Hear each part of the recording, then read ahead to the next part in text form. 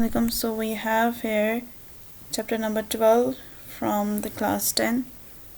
The chapter is angle in the segment of a circle from theorem number 1. So the statement here, the measure of the central angle of minor arc of a circle is doubled that of angle subtended by the corresponding major arc. सबसे पहले हम इस theorem को study करने से पहले हम अपने मेजर और माइनर आर्क की स्टडी कर लेते हैं. What is the major and what is the minor arc. If you have a circle, अगर आप सर्कल को उसके रेडियाई के एंगल के अकॉर्डिंग आपको कट करें तो सबसे छोटी जो आर्क बनती है that cut the circle from its central angle, that is a minor arc. यहाँ पे आपके पास माइनर आर्क क्या है, ए बी. और जो बाकी की जो जितना भी आपके पास एक सर्कमफेरेंस रह गया है सर्कल का, वो आपका कहलाया जाएगा major arc from A C to B. This is your major arc. इस तरीके से आप आर्क को डिनोट करते हैं आर्क की शेप में टाइटल्स के ऊपर.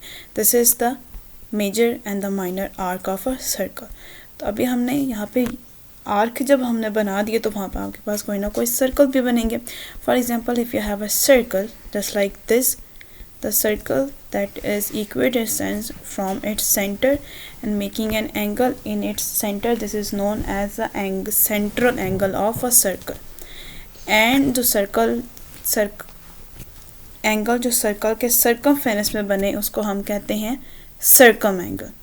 सो यहाँ पे एक स्टेटमेंट ये भी बनती है, the central angle, the circum angle is the double of central angle.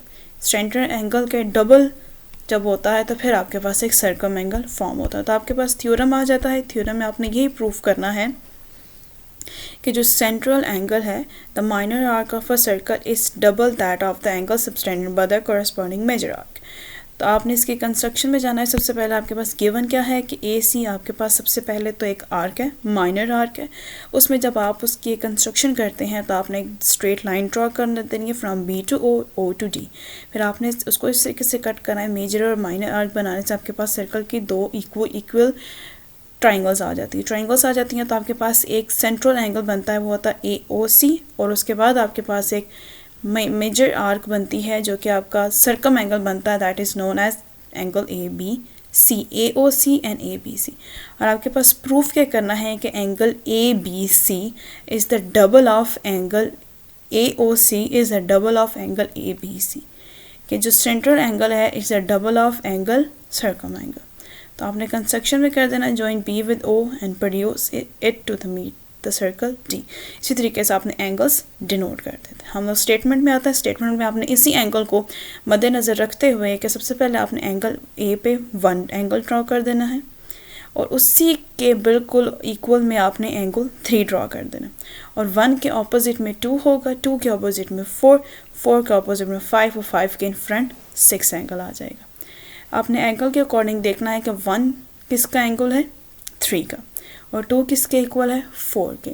इसी तरीके से फिर आपने यहाँ पे एक स्टेटमेंट आ जाती है सर्कल पे. जब हम सेंट्रल सर्कम एंगल को स्टडी करते हैं ये चीज़ आती है, any external angle is equal to the sum of its internal and opposite angle.